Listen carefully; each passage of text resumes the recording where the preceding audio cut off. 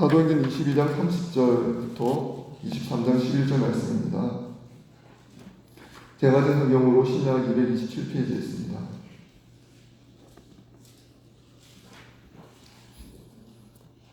하나님의 말씀을 읽겠습니다.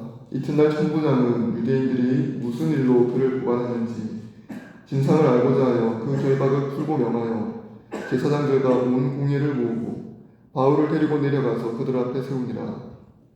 바울이 공회를 주목하여 이르되, 여러분 형제들아, 오늘까지 나는 범사의 양심을 따라 하나님을 섬겼노라 하거늘 대제사장 아나니아가 바울 곁에 서 있는 사람들에게 그 입을 치라 명하니, 바울이 이르되, 회칠한 담이여, 하나님이 너를 치시리로다.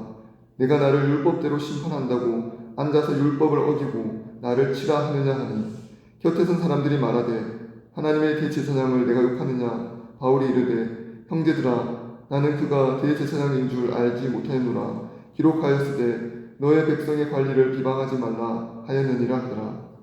바울이 그중 일부는 사두개인이요 다른 일부는 바리새인인 줄 알고 공회에서 외쳐 이르되, 여러분 형제들아, 나는 바리새인이요 또 바리새인의 아들이라. 죽은 자의 소망 곧 부활로 말미암아 내가 신문을 받노라. 그 말을 한즉 바리새인과 사두개인 사이에 다툼이 생겨 무리가 나누어지니, 이는 사두개인은 부활도 없고 천사도 없고 영도 없다 하고 바리새인은 다 있다 함이라. 크게 떠들세 바리새인 편에서 몇 서기관이 일어나 다투어 이르되, 우리가 이 사람을 보니 악한 것이 없도다. 혹 영이나 혹 천사가 그에게 말하였으면 어찌 아겠느냐 하여 큰 분쟁이 생기니, 천부장은 바울이 그들에게 찢겨질까 하여 군인을 명하여 내려가 무리 가운데서 빼앗아 가지고 영내로 들어가라 하니라. 그날 밤에 주께서 바울 곁에 서서 이르시되, 담대하라. 내가 예루살렘에서 나의 일을 증언한 것 같이 로마에서도 증언하여라 하리라 하시니라. 아멘. 네, 로마에서도 증언하여야 하리라는 제목으로 함께 말씀 나누겠습니다. 새벽에 말씀 찬송을 잘못해서 죄송합니다. 딴 길로 가지 맙시다라는 가사가 있었는데 제가 딴 길로 가서 죄송합니다. 오늘 우리가 읽은 이 말씀은 사도행전 말씀 중에 지난주 며칠 전까지는 사도 바울이 천부장의 물음에 대해서 사적으로 답을 주는 자리였습니다. 유대인들과 사도 바울의 대화가 사적인 대화였다면, 지금 오늘 본문에서의 사도 바울의 답변은 공식적인 답변입니다. 왜냐하면 22장 30절에 보면 천부장이 유대인들이 무슨 일로 그를 고발하는지 진상을 알고자 하여 그 결박을 풀고 명하여 제사장들과 온 공회를 모으고 라고 되어 있습니다. 그러니까 제사장들과 온 공회를 모아서 바울의 죄가 무엇이고 도대체 무슨 일 때문에 이와 같은 소동이 발생하였는지 진상을 조사하는 공식적인 자리를 마련했습니다. 이 자리가 더 엄중하고 중요한 자리입니다. 이 엄중하고 중요한 공식적인 자리에서 바울이 어떻게 말을 하는지 살펴볼 필요가 있습니다. 23장 1절에 보면 이렇게 얘기합니다. 바울이 공회를 주목하여 이르되, 여러분 형제들아, 오늘까지 나는 범사의 양심을 따라 하나님을 섬겼노라. 이렇게 이야기했습니다. 생각해보면 바울이 유대인들에게 폭행을 당했습니다. 매우 극심한 폭행을 당하였고, 로마 관리들이 바울이 목숨을 잃을까 걱정이 되어서 로마 군인들 동원해서 그를 들어서 옮겨야 할 만큼 심각한 폭행을 당했습니다. 이미 사도 바울을 살인하려는 의도를 가지고 죽이려는 마음으로 달려들어 폭행을 했습니다. 이 정도로 폭행을 당하면 그 폭행을 한 사람들, 세력들을 너그러운 마음으로, 존중하는 마음으로 대하기가 어렵습니다. 그런데 사도 바울은 폭행을 당하고 목숨을 잃을 정도로 위협을 당했지만 매우 존중하는 태도로 분노와 증오의 감정을 조금도 쏟아내지 않고 그들을 향해 존중하는 마음으로 대화를 시작합니다. 답변을 시작합니다. 오히려 분노와 증오는 누가 쏟아내냐면 유대인들이 쏟아냈습니다. 사도 바울은 여러분 형제들아 로 아주 존중하는 말로 대화를 시작하는데 유대인들은 이 말을 듣고 마음의 분노가 가득하여 그를 죽이려고 했습니다. 사도 바울은 자신의 사명이 무엇인지 알고 있었습니다. 내가 폭행을 당해서 보복하는 것이 사도 바울의 사명이 아니었습니다. 나의 이름이 존귀하게 되고 사람들에게 내가 얼마나 중요한 사람인지 알리는 것이 사도 바울의 삶의 목적이 아니었습니다.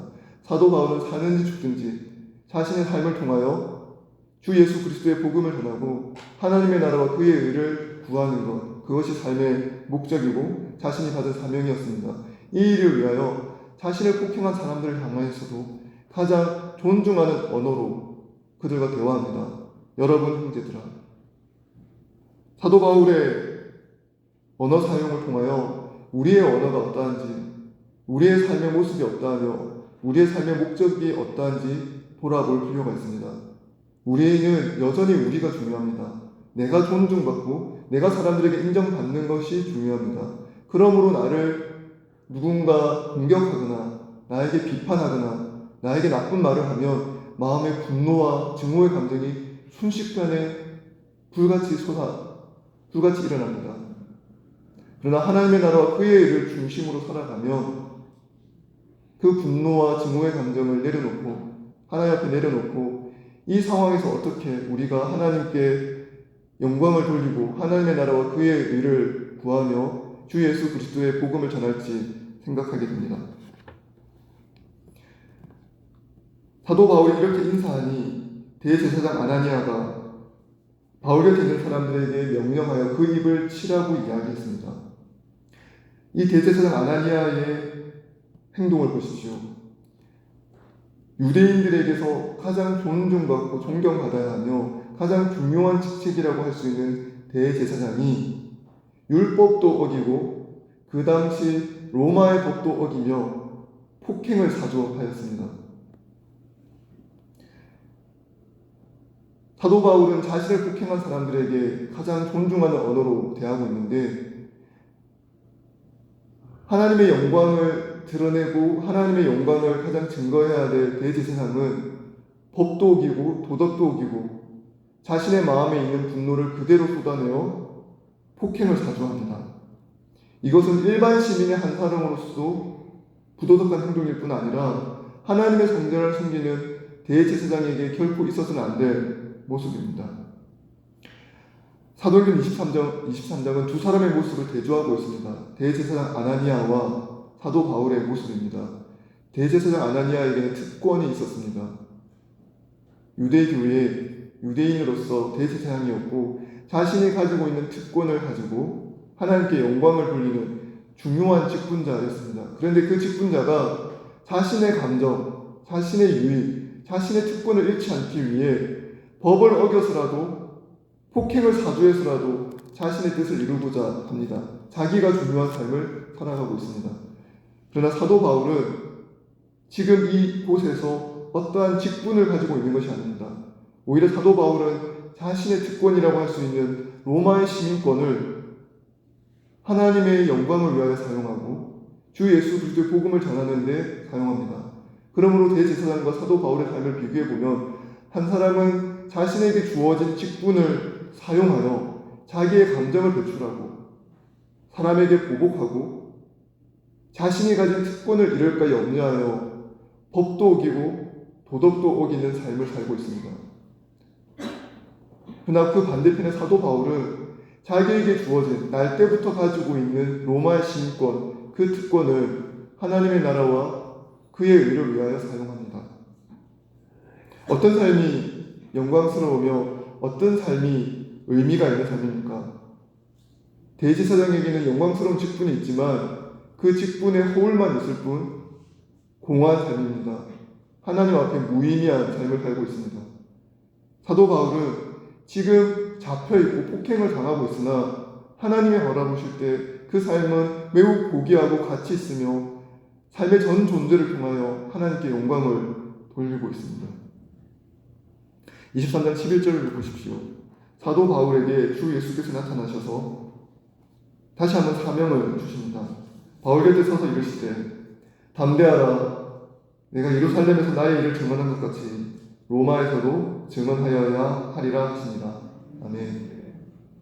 사도 바울에게는 분명한 사명이 있었습니다. 주 예수 그리스도의 복음을 전하는 일, 나의 사명을 마치려 하면은 나의 생명조차 아까워하지 않겠다. 생명은 무한합니다. 그러나 주 예수 그리스도의 복음을 전하는 것, 그래서 많은 이들이 주께로 돌아와 영원한 생명을 가지고 하나님께서 하나님의 품 안에 들어가 자기의 삶이 변화되는 그 일은 영원한 가치를 가진 일입니다. 사도 바울은 이 사실을 분명하게 알고 있었습니다. 다른 말로 하면 사도 바울은 하나님의 나라의 비전을 가지고 있었습니다. 그러므로 이 땅에 무가치한 모든 것을 의미 없는 것으로 버릴 수 있었습니다. 자신의 생명, 자신의 로마 시민권, 자신이 가지고 있는 어떠한 특권도 자신을 위하여 사용하지 않고 하나님의 나라와 그의 의를 위하여 내려놓을 수 있었습니다.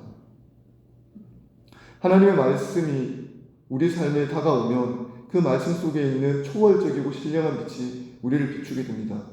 그 빛이 우리 안에 들어와 내 삶의 자리에 여전히 나를 중심으로 살아가고 있던 내 삶을 전혀 다른 시각으로 볼 수 있게 우리를 변화시킵니다.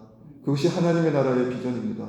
이전에는 나를 중심에 두고 내 영광과 내 이익과 내 행복을 위하여 살아가다가 하나님의 말씀의 빛이 우리 안에 비추어 초월적이고 신령한 빛에 의하여 내 삶을 다시 바라보고 앞으로 내가 어떻게 살아가야 할지를 분명하게 깨닫게 됩니다.